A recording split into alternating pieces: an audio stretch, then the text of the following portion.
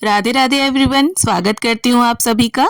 तो आज के इस वीडियो में मैं आप सभी के साथ कार्तिक पूर्णिमा की बहुत ही सरल पूजा विधि शेयर करने वाली हूँ। तो देखिए, साल में 12 पूर्णिमा आती हैं और जिस साल अधिक मास लग जाता है उस साल 13 पूर्णिमा हो जाती हैं। और कुछ पूर्णिमा जैसे शरद पूर्णिमा, कार्तिक पूर्णिमा बहुत विशेष मानी गई हैं। और कार्तिक का जो पूरा महीना है वो स्नान, दान, पूजा पाठ के लिए बहुत विशेष माना जाता है। और यदि आपने पूरे कार्तिक के महीने में तुलसी जी की पूजा नहीं की है, तुलसी जी के समक्ष दीपदान नहीं किया है, तो कार्तिक पूर्णिमा पर आप तुलसी जी की पूजा करके, दीपदान करके कुछ हद तक कार्तिक मास का पुण्य फल प्राप्त कर सकते हैं। तो चलिए अब हम देख लेते हैं कि कार्तिक पूर्णिमा के दिन हमें पूजा किस तरह से करनी है। तो सबसे पहले मैं यहाँ पर अपनी तुलसी मैया के गमले को गेरू यानी लाल मिट्टी से रंग लूंगी। और कोशिश करें जहाँ पर भी आपका तुलसी गमला है वहीं पर आप चौकी लगाएं। तो यहाँ अष्टदल कमल पर मैंने तुलसी मैया के गमले को विराजमान कर लिया है और अब स्वास्तिक बना लूंगी। चौक पूरना बहुत जरूरी होता है और चौक गेहूं के आटे से और हल्दी से ही पूरा जाता है। और अगर आपके घर के मंदिर के सामने जगह है तो आप इस पूजन को घर के मंदिर के सामने भी कर सकते हैं। और चौक पूरने के बाद उसके ऊपर थोड़ी हल्दी डाल देंगे हम, क्योंकि हल्दी जो है विष्णु भगवान के पूजन में विशेष रूप से प्रयोग की जाती है। अब इसके साथ ही देखिए, आप पटा या चौकी रख लें और पीले रंग का आसन बिछा लें, क्योंकि पीला रंग भगवान विष्णु को अत्यंत प्रिय होता है। और इसके बाद फूलों का आसन देते हुए सबसे पहले हम गणपति जी की स्थापना कर लेंगे। तो ये मंदिर के गणपति जी हैं मेरे छोटे से, मैंने इन्हें विराजमान कर लिया है। और फूलों का आसन देते हुए अब हम विष्णु भगवान की फोटो है तो उन्हें विराजमान कर लेंगे। अब देखिए, यहाँ पर अगर आप चाहें तो तुलसी मैया को लाल रंग की चुनरी आप उड़ा सकते हैं। और इसके साथ ही देखिए, फूलों का आसन देते हुए अब हम दीपक को भी विराजमान कर लेंगे और दीपक को प्रज्वलित कर लेंगे और इसके बाद अपनी पूजा को प्रारंभ करेंगे। तो यहाँ पर अगर आप चाहें तो कलश की स्थापना भी कर सकते हैं, लेकिन मैं यहाँ पर आपके साथ सरल विधि शेयर कर रही हूँ, इसलिए मैंने कलश स्थापना नहीं की है। अगर आप चाहें तो कलश स्थापित कर सकते हैं। अब इसके बाद फूल और गंगा जल की सहायता से स्नान की भावना से हम सभी को छींटा दे देंगे और वस्त्र की भावना से यहाँ पर कलावा अर्पित कर देंगे सभी को, गणपति जी को, श्री हरि विष्णु जी को और माता तुलसी को। और इसके साथ ही गणपति जी को और भगवान श्री हरि विष्णु को हम यहाँ पर जनेऊ समर्पित कर देंगे हल्दी लगाकर। और अगर आप जनेऊ ना समर्पित करना चाहें तो कोई बात नहीं, आप सिर्फ कलावा भी अर्पित कर सकते हैं। अब इसके बाद सभी को हम इत्र अर्पित कर देंगे। भगवान श्री हरि विष्णु के पूजन में और लक्ष्मी माता के पूजन में इत्र का विशेष रूप से उपयोग किया जाता है। अब इसके बाद गणपति जी का, श्री हरि विष्णु जी का और फोटो में जितने भी देवी देवता विराजमान हैं सभी का चंदन और रोली से हम टीका कर देंगे और सभी को तिल समर्पित कर देंगे। पूरे कार्तिक के महीने में तिल पूजा में अधिक से अधिक उपयोग किया जाता है, पूजा में, दान में। और वैसे भी भगवान विष्णु के पूजन में तिल विशेष रूप से उपयोग किया जाता है। इसके बाद तुलसी माता को यहाँ पर हम हल्दी समर्पित कर देंगे। तो इस प्रकार से 5 या 7 बार तुलसी मैया की पत्तियों में हम हल्दी लगा देंगे।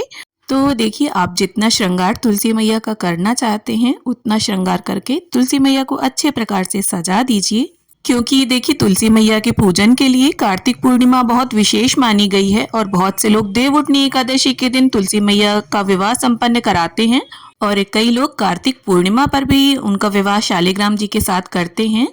तो तुलसी विवाह की विधि भी मेरे चैनल पर डली हुई है, लिंक आपको डिस्क्रिप्शन में मिल जाएगा। इसके बाद जो भी फूल या फूल माला हो वो आप सभी को समर्पित करें। और इसके साथ ही गणपति जी को हम अलग से मेवे और गुड़ का भोग रख रहे हैं, क्योंकि गणपति जी के भोग में तुलसी दल नहीं डलेगा। और इसके साथ ही जो भी ऋतुफल, मिठाई, मेवे, जिसका भी भोग आप समर्पित करना चाहते हैं उसका भोग समर्पित करें श्री हरि को। और इसके साथ ही अगर आपको हरे आंवले का फल उपलब्ध हो जाए तो उसका भी भोग आप कार्तिक पूर्णिमा के दिन श्री हरि को जरूर समर्पित करें। अब तुलसी मैया को यहाँ पर हम अलग से बताशे का भोग रख रहे हैं, क्योंकि जब भी हम किसी देवी माँ का पूजन करते हैं तो बताशे का भोग समर्पित करना बहुत ही शुभ माना जाता है। अब इसके साथ ही जो भी आपने भोग प्रसाद समर्पित किया है सभी भोग में आप तुलसी का पत्ता जरूर रख दें, क्योंकि बिना तुलसी दल के हमारे श्री हरि भोग को स्वीकार नहीं करेंगे। और इसके साथ ही हम जल का भोग भी रख देंगे तुलसी का पत्ता डालकर। अब देखिए, अगर आप तुलसी मैया को पूर्णिमा के दिन वस्त्र समर्पित करना चाहते हैं तो आप साड़ी, सूट ले सकते हैं या सिर्फ ब्लाउज पीस के ऊपर आप कुछ सुहाग का सामान रखकर तुलसी मैया को समर्पित कर सकते हैं। तो यहाँ पर मैंने चूड़ी, बिंदी, महावर, मेहंदी, सिंदूर, ये 5 चीजें सुहाग की रख ली हैं और इन्हें देखिए तुलसी मैया से छुवाकर हम यहीं पर रख देंगे। अब इसके बाद सीधे हाथ में हम पुष्प या तिल लेकर पूर्णिमा के दिन सुनी जाने वाली सत्यनारायण व्रत की कथा को पढ़ लेंगे या सुन लेंगे। तो यहाँ पर आप स्पष्ट रूप से देख सकते हैं कि ये जो कथा है पूर्णिमा के दिन और संक्रांति के दिन पढ़ी जाती है। और मेरी जो व्रत कथा की पुस्तिका है इसमें 5 अध्याय दिए हुए हैं और काफी छोटे छोटे अध्याय हैं जिन्हें हम कम समय में पढ़ सकते हैं। और इसमें देखिए लास्ट में आरती भी दी हुई है, तो अगर आपको आरती ना आती हो तो आप यहाँ से देखकर आरती भी पढ़ सकते हैं। और कथा संपन्न करने के बाद हाथ के पुष्प या तिल आप भगवान के चरणों में छोड़ दें। अब धूप और दीप से श्रद्धा पूर्वक बड़े ही प्रेम भाव से हम गणपति जी की, भगवान श्री हरि विष्णु की, माता तुलसी की, सभी की आरती उतार लेंगे। तो देखिए, तुलसी विवाह की मैंने जो वीडियो डाली उसमें काफी कमेंट्स आए कि तुलसी पूजन में गणपति जी को नहीं बिठाते। तो यहाँ पर मैं क्लियर करूंगी कि अगर आप सिर्फ तुलसी पूजन करते हैं तब आप गणपति जी को नहीं बिठाएंगे। अगर तुलसी जी के साथ आप शालिग्राम जी को या विष्णु भगवान को बिठाकर पूजन करते हैं तब आपको गणपति जी को बैठाना होगा, क्योंकि बिना गणपति जी के ये जो पूजन है ये संपन्न नहीं माने जाते। अब इसके साथ ही देखिए, जो भी आपका मन हो, जितना आपका सामर्थ्य हो उतनी दक्षिणा आप जरूर अर्पित करें।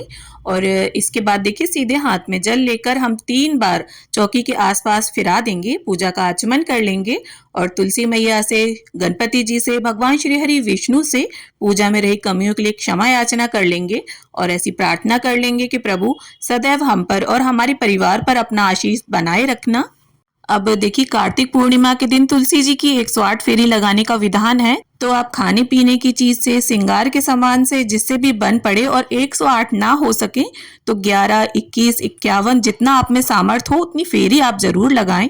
और यहाँ पर अगर आप चाहें तो 365 बाती का दीपदान भी कर सकती हैं, क्योंकि जो 12 महीने होते हैं उनमें कार्तिक के महीने को सर्वश्रेष्ठ माना गया है।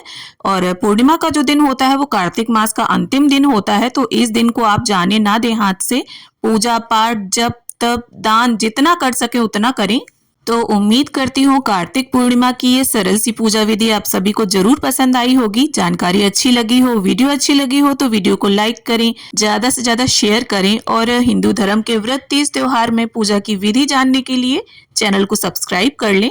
तो मिलती हूँ आप सभी से एक नए वीडियो में, तब तक के लिए हरे कृष्णा, राधे राधे।